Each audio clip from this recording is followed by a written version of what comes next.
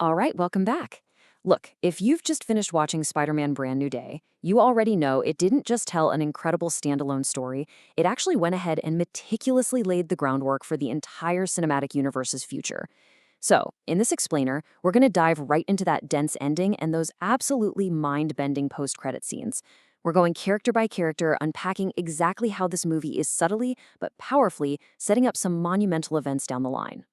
Here is our roadmap for today. We'll be hitting Savage Hulk's brutal return, Jean Grey's traumatic awakening, the weaponization against the X-Men, the No Way Home fallout, and finally, that massive multiverse post-credits reveal. Okay, let's kick things off with Section 1, Savage Hulk's brutal return, 10 years in the making. So, to really get the weight of this, we have to look back. Thanos literally beat down the Hulk way back in 2018. And since then, Bruce Banner has relied on inhibitors and psychic blocks to just suppress that rage. He's been happily living a normal life as Smart Hulk for a full decade in universe. He really thought he left that traumatic part of his life in the rearview mirror. But then, Jean Grey heads to Lafayette Street. She's just trying to find answers about her sister, right? But she forces her way into Bruce's mind and completely shatters those carefully placed psychic blocks. In an instant, 10 years of suppression just vanish. And boom, all hell breaks loose as the Savage Hulk returns in full glory. Now, this actually resolves a massive question from the final battle. You know when Hulk is falling and Peter desperately reminds him that he's Peter Parker, not Spider-Man? Why did that even matter? Well, think about it. Bruce Banner technically never met Peter Parker on screen. They likely only interacted off-screen at Tony Stark's funeral, where Peter used a fake name, Ned Leeds, to protect his identity post-memory wipe.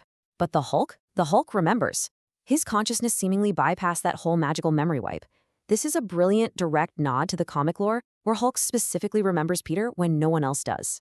Seriously, they're setting up a massive payoff for future crossovers between these two.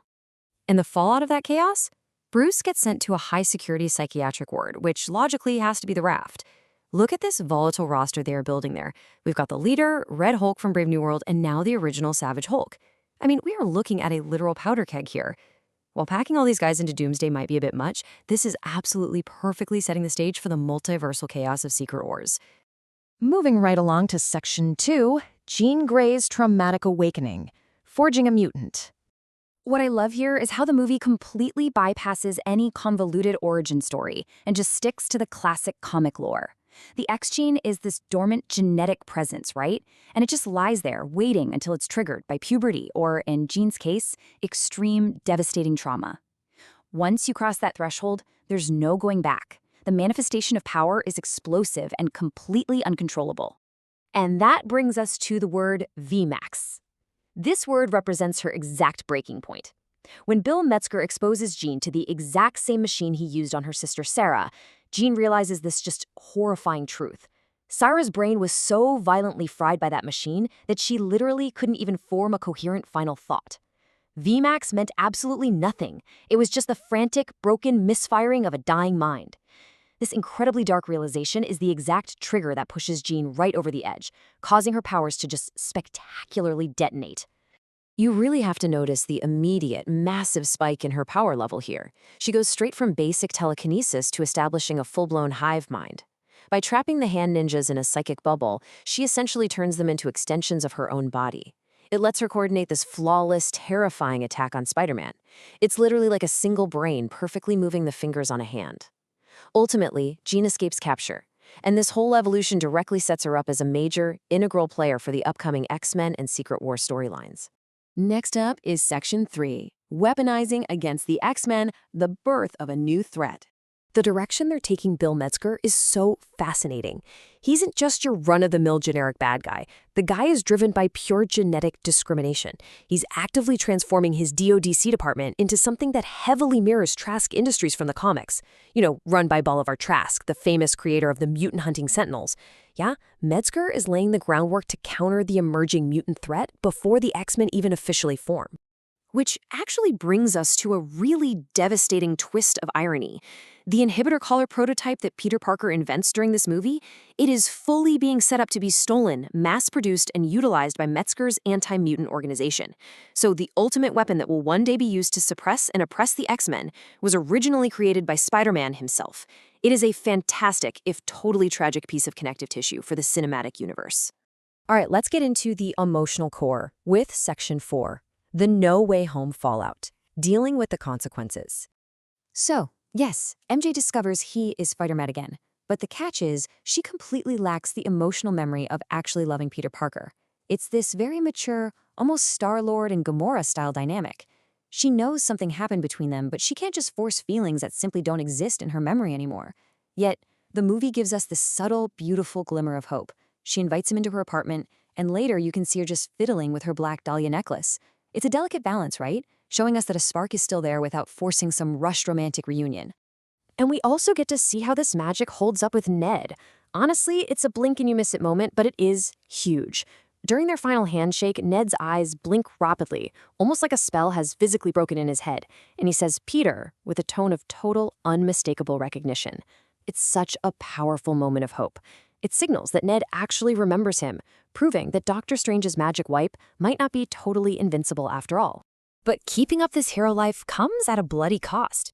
The climax gets incredibly intense. We get John Bernthal's Punisher swooping in, providing some incredibly fresh, dark comic relief, and ultimately taking a bullet for the team. Now, this forces an emergency surgery where the medical staff definitely see Peter's unmasked face. But the real magic of this scene is the synergy between Peter and Jean.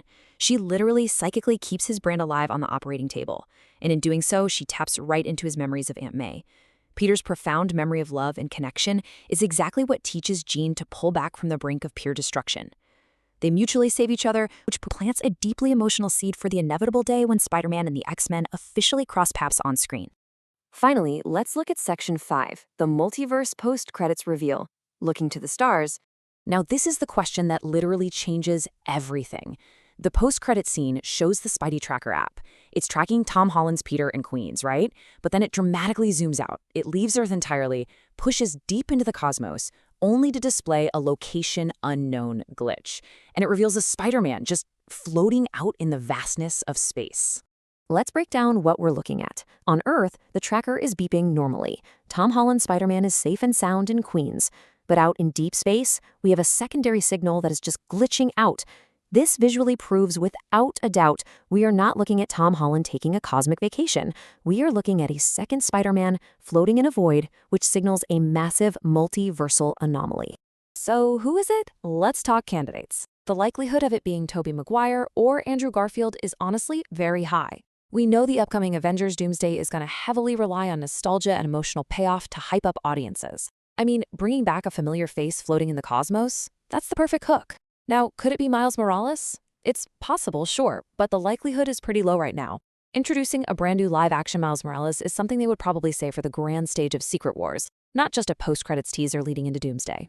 Which brings us to our final, chilling conclusion.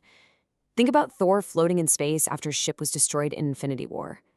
If an alternate Spider-Man is out there, floating in a dark, empty void, and the tracker is glitching across realities, did we just witness our first true incursion?